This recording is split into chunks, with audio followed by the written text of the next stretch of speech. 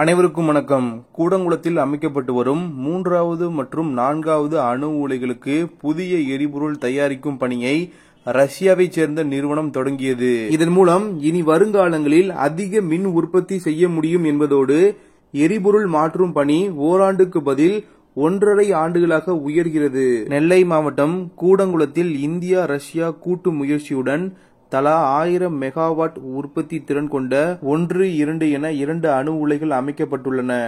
இதில் முதல் அணு உலையின் மூலம் கடந்த 2013ஆம் ஆண்டு அக்டோபர் 22ஆம் தேதி மின் உற்பத்தி தொடங்கப்பட்டது.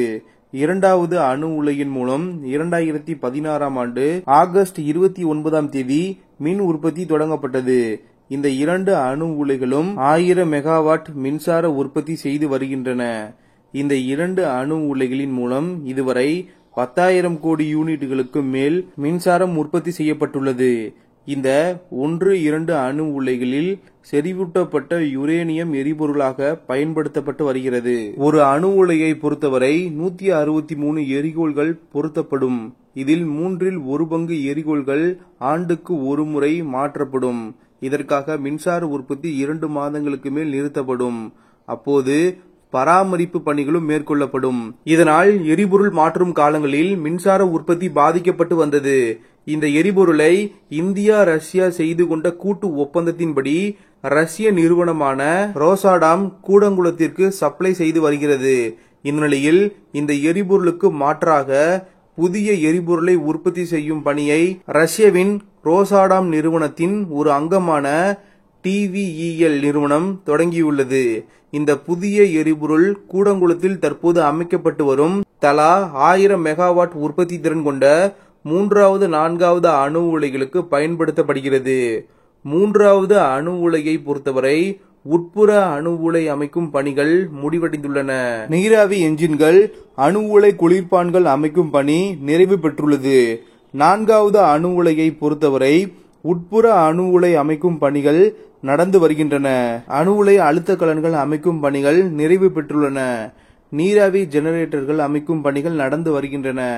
இந்த 3வது 4வது அணு உலைகளுக்கு ரஷ்யாவின் ரோசாடாமின் TVEL நிறுவனம் தயாரிக்கும் TVL-2M என்ற புதிய எரிபொருள் சப்ளை செய்யப்பட உள்ளதாக ரோசாடாம் நிறுவனம் வெளியிட்டுள்ள அதிகாரப்பூர்வ செய்திக்குறிப்பில் கூறப்பட்டுள்ளது.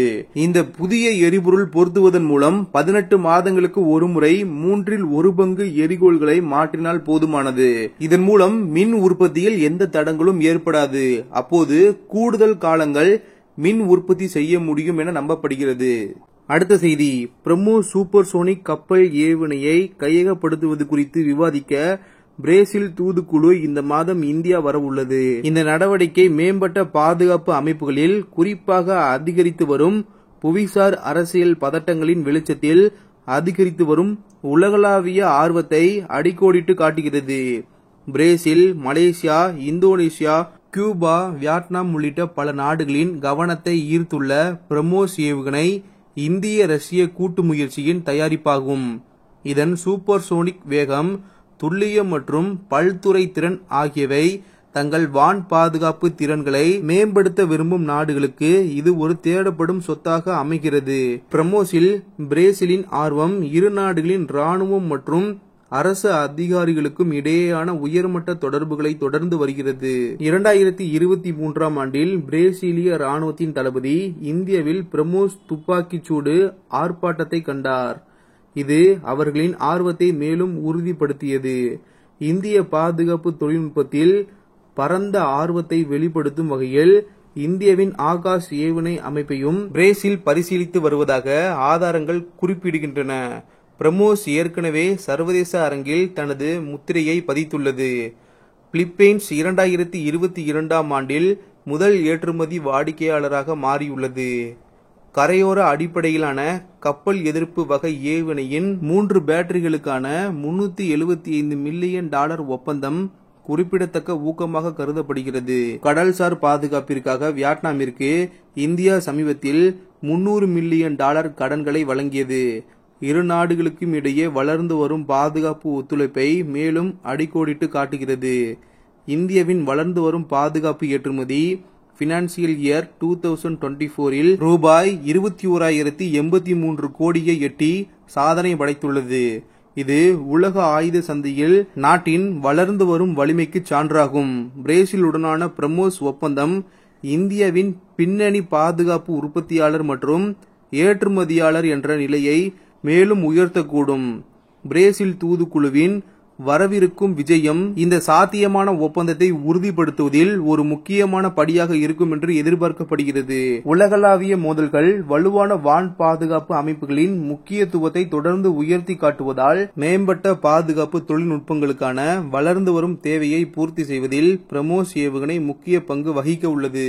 அடுத்த செய்தி, அமெரிக்க உற்பத்தியாளர்களிடமிருந்து GE-404 என்ஜின்களை வழங்குவதில் பின்னடைவுகள் இருந்தாலும் இந்திய விமானப்படையின் தேவைகளை பூர்த்தி செய்வதற்காக இந்தியா அதன் உள்நாட்டு இலகுரக போர் விமானங்களை தயாரிப்பதில் குறிப்பிடத்தக்க முன்னேற்றங்களை செய்து வருகிறது.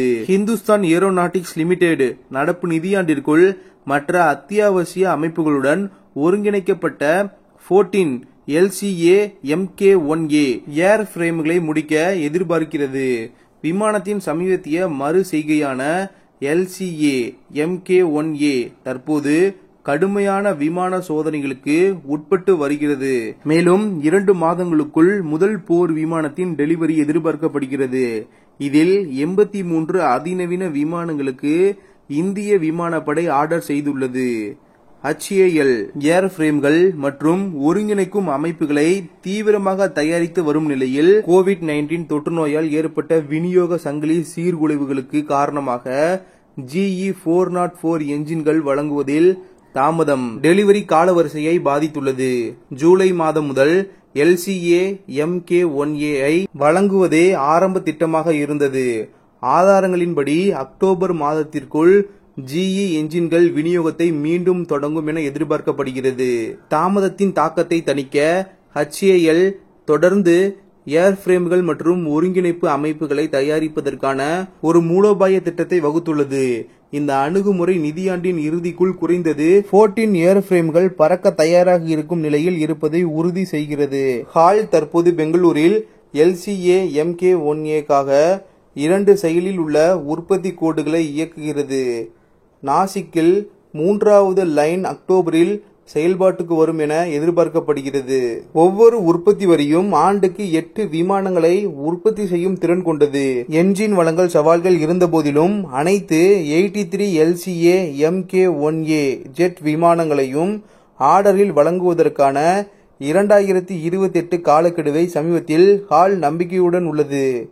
தற்சமயம் முதல் LCA Mk-1A ஆனது விமான சோதனைகளுக்கு உட்பட்டு வருகிறது. மேலும் அஸ்ட்ரா அப்பால் visual range air to air ஏவுகணை உட்பட உள்நாட்டு ஆயுதங்களை சுடும் திறனை விரைவில் நிரூபிக்கும். கூடுதலாக 2வது தயாரிப்பு விமானம் தரை சோதனைகளுக்கு உட்பட்டுள்ளது. மேலும் 4 உற்பத்தியின் மேம்பட்ட நிலைகளில் உள்ளன. கூடுதலாக 97 LCA Mk-1A விமானத்திற்கான சாத்தியமான ஆர்டரை எதிர்பார்த்தது.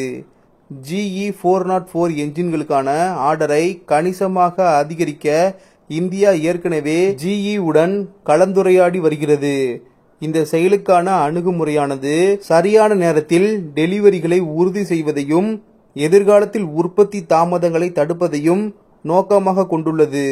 அடுத்த செய்தி, இந்திய கடற்படையின் நீர்மூழ்கி கப்பல் INS சல்கி 2 நாள் பயணமாக இலங்கை சென்றுள்ளது. சமீப காலமாக இலங்கையில் சீனா தனது ராணுவ ஆதிக்கத்தை அதிகரிக்க முயற்சித்து வரும் நிலையில் இந்திய நீர்மூழ்கி கப்பல் இலங்கை சென்றிருப்பது தற்போது கவனம் பெற்றுள்ளது.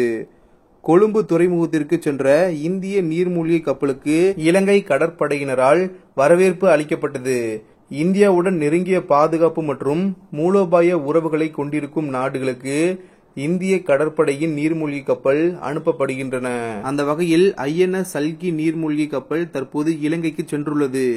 INS சல்கி நீர்மூழ்கி கப்பல் கடந்த 1992ஆம் ஆண்டு பிப்ரவரி 7ஆம் தேதி இந்திய கடற்படையில் இணைக்கப்பட்டது.